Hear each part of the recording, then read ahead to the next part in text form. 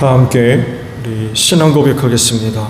나는 전능하신 아버지 하나님 천지의 창조주를 믿습니다. 나는 그의 유일하신 아들 우리 주 예수 그리스도를 믿습니다. 그는 성령으로 잉태되어 동정녀 마리아에게서 나시고 본디오 빌라도에게 고난을 받아 십자가에 못 박혀 죽으시고 장사된 지 사흘 만에 죽은 자 가운데서 다시 살아나셨으며 하늘에 오르시어 전능하신 아버지 하나님 우편에 앉아 계시다가 거기로부터 살아있는 자와 죽은 자를 심판하러 오십니다. 나는 성령을 믿으며 거룩한 공교회와 성도의 교제와 죄를 용서받는 것과 몸의 부활과 영생을 믿습니다. 아멘. 524장 찬송합니다.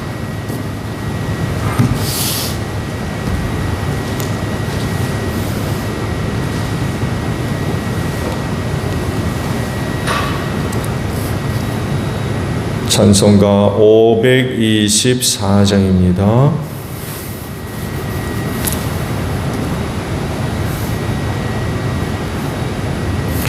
갈 길을 밝히 보이시니 주 앞에 빨리 나갑시다. 우리를 찾는 구주 예수 거절하시네. 죄악 벗은 우리 영혼은 기뻐 뛰며 주를 보겠네. 아들에 계신 주 예수를 영원히 섬기리. 우리를 오라 하시는 말 기쁘게 듣고 순종하세.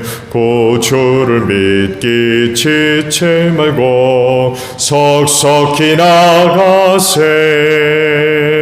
죄악 벗은 우리 영혼은 기뻐 뛰며 주를 보겠네. 아들에 계신 주 예수를 영원히 섬기리. 주헌을 여기 계시오니 다 와서 주의 말씀 듣세. 듣기도 하며 생각하니 참 진리시로다. 죄악 벗은 우리 영혼은 기뻐 뛰며 주를 보겠네. 아들에 계신 주 예수를 영원히 섬기리.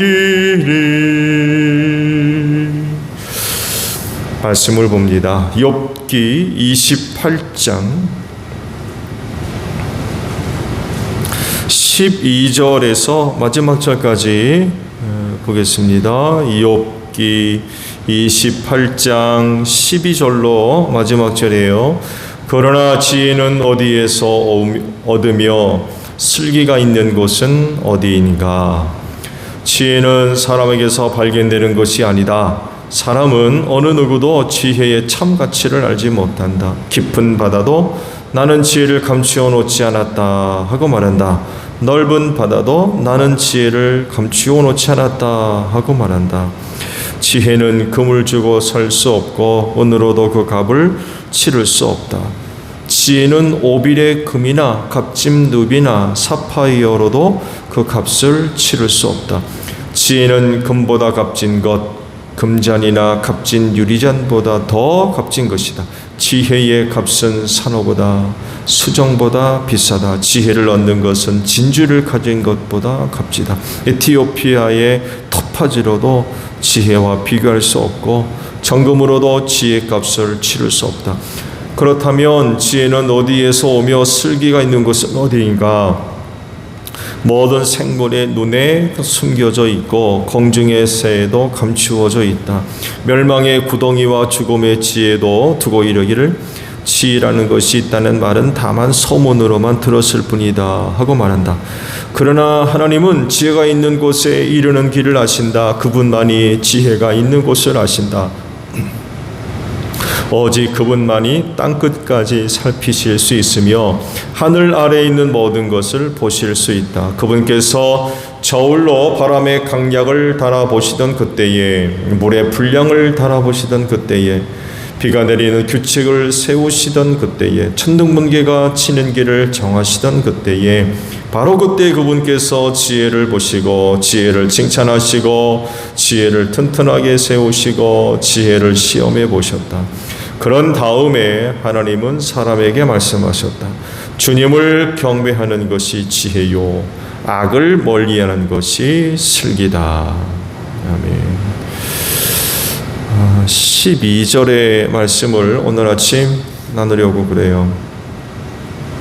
그러나 지혜는 어디에서 얻으며 슬기가 있는 곳은 어디인가? 라는 말씀입니다. 이 질문의 답이 뭐예요? 이 질문을 욥이 2번이나 하고 있어요. 이 질문의 답이 뭡니까? 그게 이제 하반절에 기록되어 있죠.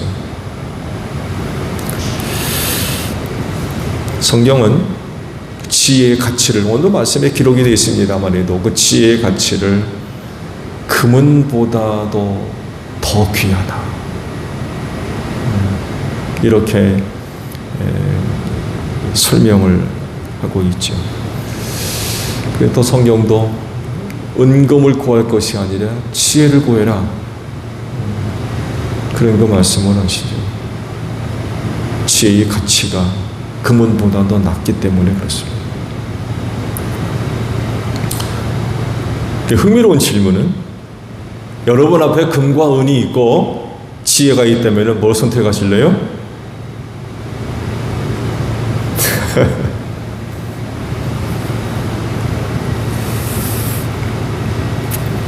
성경이 이렇게 지혜의 가치를 높게 평가하고 있는 이유는 뭘까요? 욥도 지금 그런 얘기를 하고 있는데, 이렇게 지혜의 가치를 높게 평가하는 이유, 에베소서 1장의 말씀을 보게 되면 하나님의 영에 관련된 말씀을 하시는데, 들어보세요. 우리 주 예수 그리스도의 하나님이신 영광의 아버지께서 지혜와 계시의 영을 여러분에게 주셔서 하나님을 알게 하시고, 이런 말씀이 있어요. 성령님을 지혜와 계시의 영이다, 이렇게 설명을 하면서 이분의 도움을 통해서 하나님을 안다 라고 말씀합니다. 결국 욥이 이야기하는 지혜, 이 지혜는 바로 하나님을 섬기는 사람들에게 필요한 것 같아요. 바로 하나님을 알게 하기 때문에 그렇습니다.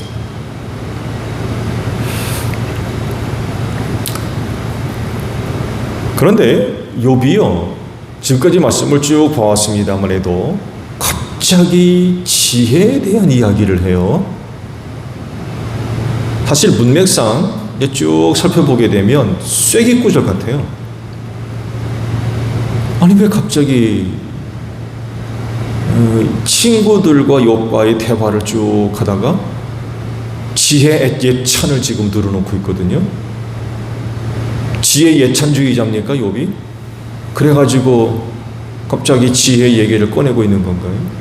아니 갑자기 왜 욥이 얘기 가운데 지혜에 관한 이야기를 이렇게 쭉 하는 걸까요? 이유는 친구들 때문에 그래요. 친구들 때문에.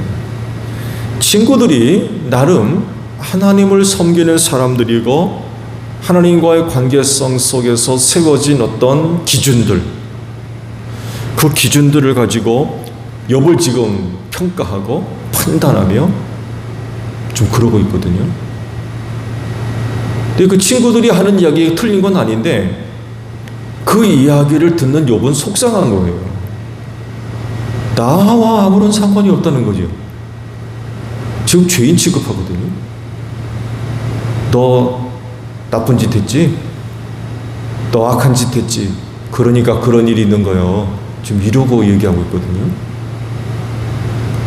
근데 욥이 가만히, 앞으로도 말씀을 보겠습니다만 해도 가만히 생각해 보니까 나는 그런 적이 없거든요.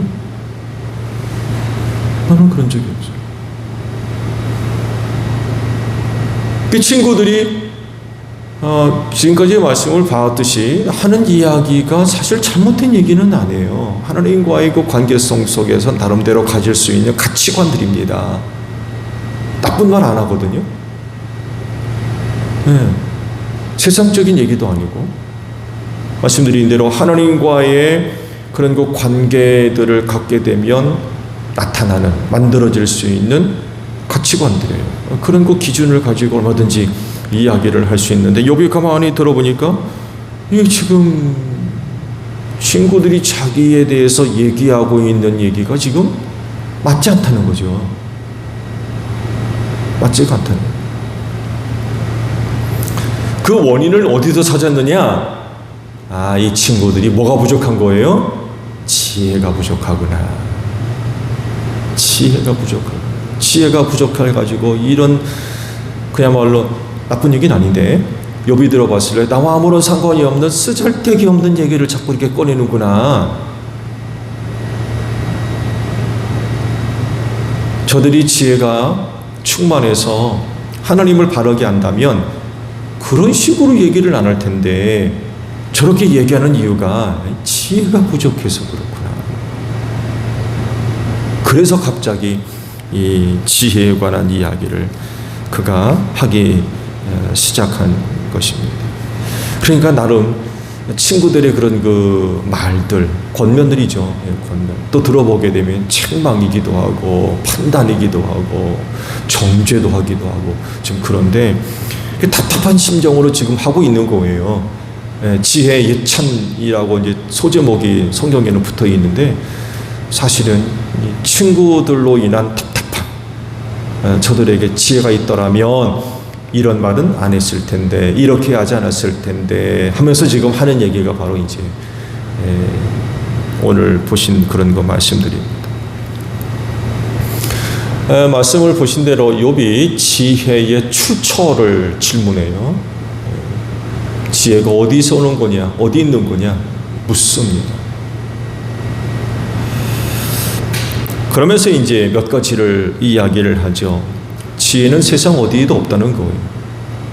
넓은 바다, 깊은 바다에도 없다는 거예요.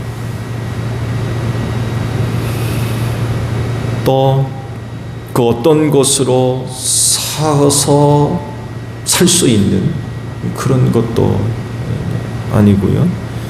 감추어져 있다고도 이제 표현을 하고 있습니다. 그러면서 이제 결론적인 이야기를 꺼내기 전에 한 가지 중요한, 나름 욥의 입장에서 나름 중요한 것을 한 가지 얘기합니다. 하나님을 언급합니다. 하나님만이 지혜의 길을 아신다. 세상 어떤 것도 모르는데 감추어져 있어서 하나님만이 그 지혜에 이르는 길을 아신다라고 이야기를 합니다. 그러면서 이제 하나님께서 전에 하셨던 말씀이 있다면서 이제 언급을 해요. 그가 욥이 직접 들었는지 아니면 누구로부터 들었는지는 모르겠습니다만 여호와 하나님께서 하신 말씀이라는 거예요. 그러면서 이제 그런 얘기를 하지요. 하나님을 경외하는 것이 지혜이고 악을 멀리하는 것이 슬기다. 이렇게 얘기하며 질문에 대한 답을 욥이 내립니다.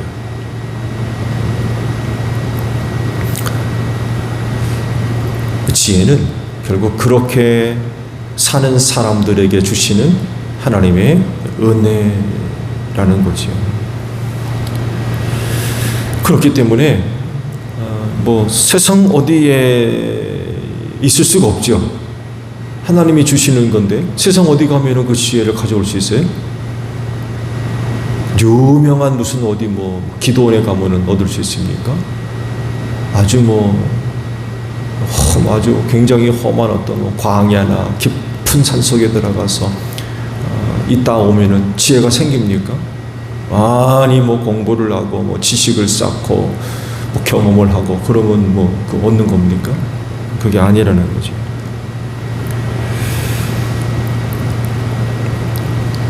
또 원금을 준다고 해서 살 수 있는 것도 아니고 찾아낼 수 있는 것도 아니고 어디 가서 케어낼 수 있는 것도 아니고 숨겨져서 알 수 없는 것, 이렇게 표현되어 있거든요. 그러면 지혜를 어떻게 얻을 거냐라고 할 때 답이 그거예요. 하나님만이 그 길을 아는데 그 하나님을 경외하는 것이 지혜다. 하나님을 경배하는 것 자체가 지혜다 라고 지금 이야기를 하고 있습니다. 세상 사는 그리스도인들에게 필요한 여러 가지 것이 있습니다만에도 그 중에 한 가지 빼놓을 수 없는 게 바로 지혜입니다. 뱀같이 지혜로우라고 하셨거든요. 왜냐하면 세대말이기 때문에 그래요. 많은 시험들, 유혹들, 그런 것들이 많이 있거든요. 뱀같이 지혜로워요. 그래야 그리스도인들을 넘어지게 만들려는 모든 것들로부터 자신을 지킬 수가 있는 거죠. 지혜롭지 못하면 그 모든 것들을 견디기 어려울 거요. 그래서 이제 그런 지혜들이 필요하죠. 특히 하나님을 섬겨야 할 사람들이기 때문에 무엇보다도 이 지혜가 있어야 돼요. 왜? 하나님을 알게 하기 때문에 그래요. 이건 하나님이 주시는 은혜라는 거죠. 그래서 구원받을 자들, 하나님의 자녀 삼으신 분들, 또 하나님을 아버지라 부르는 사람들에게 주시는 은혜예요. 그 지혜라고 하는 은혜를 얻어서 하나님을 아는 거예요. 말씀드린 대로 욥이 고백하고 있듯이 어디 가면 갖고 있는 게 아니에요. 여러분, 지혜가 세상 어디에 있습니까? 그렇다 어디 있다고 그러면은 사람들이 다 거기 갔다 올 거요. 지혜 가질러. 그렇잖아요. 그러나 지혜는 세상 어디에 있는 게 아니죠. 인간이 애쓰고 노력해서 얻어지는 게 아니라는 거예요. 하나님이 주시는 은혜인데 특별히 하나님을 섬기는 사람들에게 하나님이 주시는 이 지혜가 정말 필요로 하다라는 그런 것 사실입니다.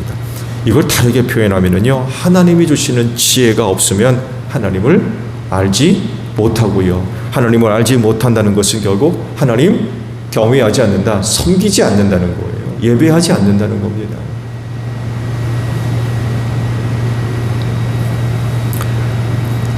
많은 사람들이요, 나름 세상 사는 지혜가 있다고 해요.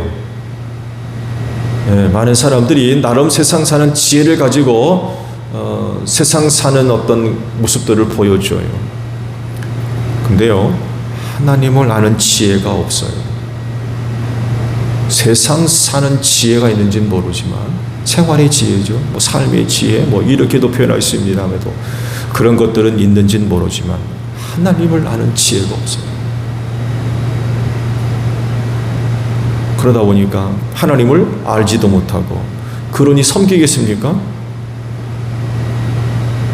경외한다.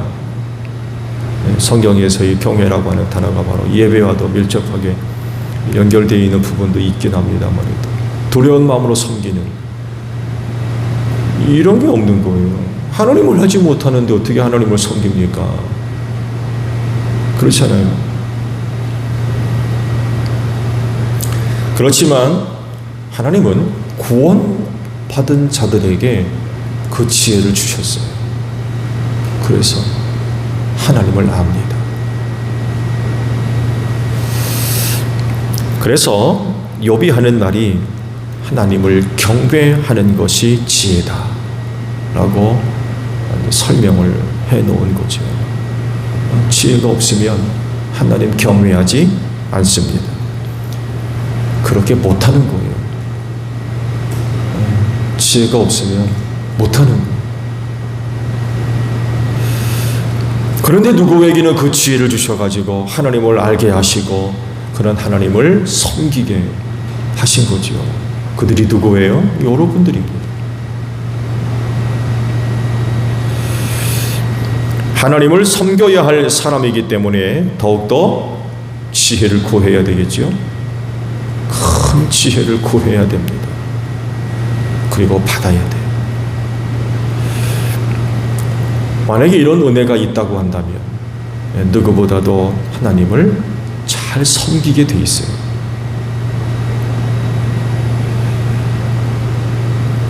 아시듯이 하나님을 경외하는 것은요, 억지로 안 됩니다. 억지로 될 수가 없어요. 그건 지혜에서 나오는 것이기 때문에 그렇습니다. 큰 지혜를 갖고 있는 사람은 그만큼 하나님을 섬길 줄 압니다. 왜냐하면 하나님을 잘 알기 때문에 그래요. 그만큼 하나님을 섬기는 거예요.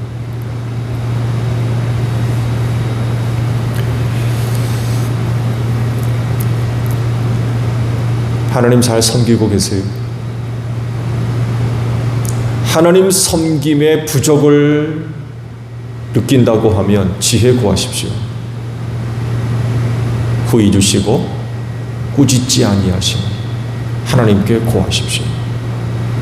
그러면 주실 줄로 믿습니다. 그건 약속이기 때문에 주실 줄로 믿습니다.